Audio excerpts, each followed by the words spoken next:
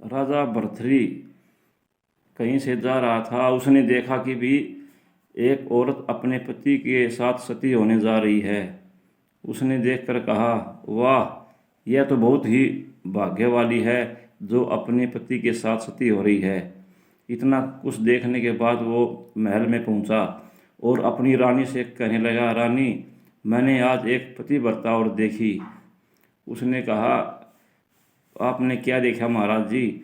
उसने कहा कि मैंने देखा कि एक सती औरत अपने पति के साथ सती होने जा रही थी, आग में जल रही थी।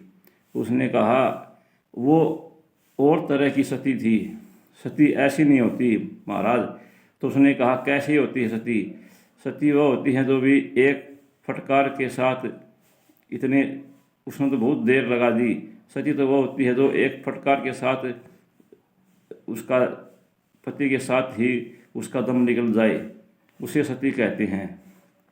तो उस राजा भरत ने सोचा भी रानी की तो परीक्षा लेनी चाहिए।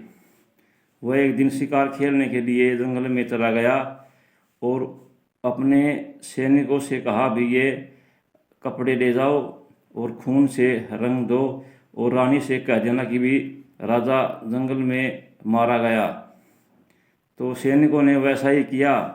उन कपड़ों को खून के धब्बे दाग लाने के बाद अपनी उस महल में रानी के पास पहुंचा दिए। तो कहने लगा, क्या हुआ? उसने कहा, रानी, राजा तो जंगल में मारा गया। फिर क्या था? इतनी सुनते ही रानी का फटकारे के साथ दम और जी निकल गया। इतने कहते ही रानी ने अपना दम तोड़ दिया। तो इसे कहते हैं सती। जो पति की मरने की खबर सुनते ही वह भी अपना उसी के साथ सांस छोड़ दे, उसे सती कहते हैं। साथियों, अगर औरत में दो गुण हैं तो वो सती है, चोरी और जारी। जिस औरत में चोरी और जारी नहीं है वह सीता के समान है, और जिस औरत में चोरी और जारी है तो उस औरत को आप हमेशा के लिए छोड़ सकते हो, क्योंकि चोरी और जारी नहीं होती, वह सीता के समान है। एक दिन कर्ण ने अर्जुन से कहा, एक दिन कर्ण ने कृष्ण से कहा, हे कृष्ण, मैंने किसी का कुछ नहीं बिगाड़ा और मुझे जीवन में इतना दुख ही दुख मिला। कृष्ण ने कहा, क्या दुख मिला? कहने लगा, मैं सूत पुत्र होते हुए भी जब स्वयंवर रचा गया द्रौपदी का, तो मुझे कुंती ने बेटा कहने से इनकार कर दिया। तो मैं गुरु से शिक्षा लेने लगा तो उसने कहा, तुम राजपूत नहीं हो, नीची जात से हो। हर एक आदमी ने मुझे दुत्कार दिया, लेकिन मैंने किसी का कुछ भी बुरा नहीं किया। तो कृष्ण कहने लगा, हे कर्ण, आप मेरा जीवन भी देखिए। मेरा तो जीवन सारा कारागार में गुजरा। क्या मुझे बचपन में कोई सुख मिला? मेरी माता को भी सुख नहीं मिला। मैंने भी अनेक दुख झेले हैं। जो भी इस संसार में आता है उसे दुखों का सामना करना पड़ता है।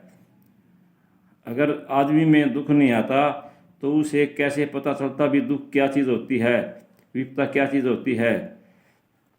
दुख का हमें दुख सहन करना चाहिए, तभी ही हमें सफलता मिलेगी और दुख से हमें सुख मिलता है। दुख ही हमारा सबसे बड़ा साथी है। साथियों, हमेशा दुख से बड़ा दुख ही ऐसी चीज़ है जो आदमी को पार उतार सकती है। इसलिए दुख को सुख समझो तो पार उतर जाओगे और किसी से भी आप मुंह मोड़ नहीं पाओगे। प्यार ही प्यार मिलेगा और सब आपका साथ देंगे। किसी से सबसे बड़ी ताकत किसमें होती है? साथियों, लोभ में 12 हाथियों का बल होता है, क्रोध में 15 हाथियों का बल होता है और मोह में 20 हाथियों का बल होता है।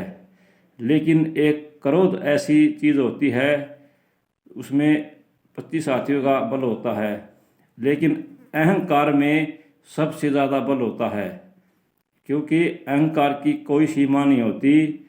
आदमी में अहंकार आ जाता है तो वो आदमी कभी भी किसी के बस का नहीं रहता, और वो अपने अहंकार में बड़े से बड़ा पाप कर सकता है। अहंकार आदमी का सबसे बड़ा दुश्मन होता है। अगर हमने अहंकार मार दिया तो समझो सारे दुश्मन मार दिए, फिर आदमी को प्यार ही प्यार मिलेगा।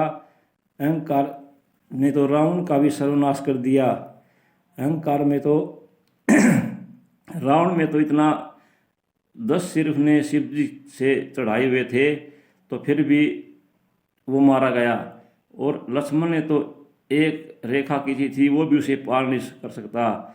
रावण ने तो एक भगमा बाणे के बट्टा ला दिया, क्योंकि भगमा बाणा पैर कर उसने सीता का हरण किया था, और एक भगमा बाणा ही ऐसा होता है जो हमें साधु संतों की रक्षा करता है। भगवा बाणा पैर कर उसने सीता माता को उठाया और उसने सबका सर्वनाश कर दिया। क्योंकि ऋषि मुनि साथियों, हमारे यहाँ पर एक नाम ही ऐसी चीज़ होती है जो आदमी को पार उतार सकती है। हमने राम को कभी नहीं देखा, लेकिन हम उसका नाम लेते हैं तो वो हमें पार उतार सकता है। इसलिए राम से बड़ा राम का नाम है। कृष्ण जी कहते हैं, हे अर्जुन, जिसने मेरा नाम ले लिया समझो उसने सृष्टि से में किसी की भी पूजा करने की ज़रूरत नहीं, क्योंकि मैं ही सब में समाया हुआ हूँ। मैं ही शिव जी हूँ, मैं ही पार्वती हूँ, और सब में मैं वास करता हूँ। जिसने मेरी पूजा कर ली समझो उसे और किसी देवताओं की पूजा करने की कोई ज़रूरत नहीं है।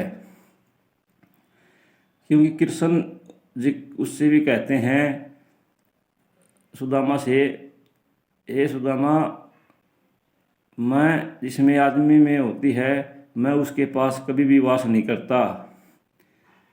साथियों, जब माताओं बहनों को मैं एक बात बता रहा हूँ कि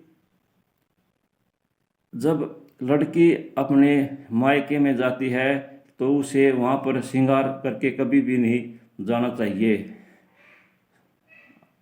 श्रृंगार, क्योंकि वो भाई के पास जाती है और उसे वहाँ जाने के श्रृंगार करने की कोई ज़रूरत नहीं, इसलिए कभी भी श्रृंगार करके नहीं जाना चाहिए। मंदिर में जाते हो, सत्संग में जाते हो, गुरु के पास जाते हो, वहाँ पर भी हमें कोई श्रृंगार की ज़रूरत नहीं, क्योंकि श्रृंगार तो करने के बाद लड़की अपने ससुराल में जाती है, लेकिन भाई के पास जाते हुए कभी भी श्रृंगार नहीं करना चाहिए। सादे वस्त्र पहनने चाहिए और सादा वाणा पहनना चाहिए। हमें श्रृंगार ही एक ऐसा होता है जो श्रृंगार में तो आदमी डूबता है, ये श्रृंगार होता है यही तो सबका सर्वनाश करता है।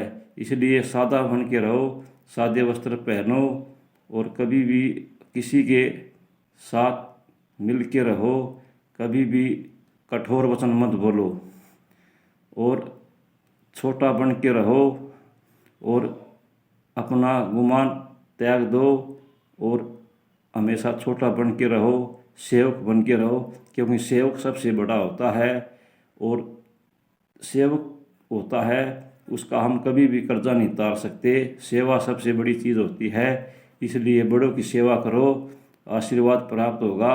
हर एक बीमारी हमारा सामना कर नहीं सकती, बीमारी से हमें सुख मिलेगा। एक सेवा ही ऐसी होती है सब बीमारियों को भगा सकती है। सबसे बड़ा डॉक्टर सेवा ही होती है। सेवा करो, अच्छा फल मिलेगा। धन्यवाद।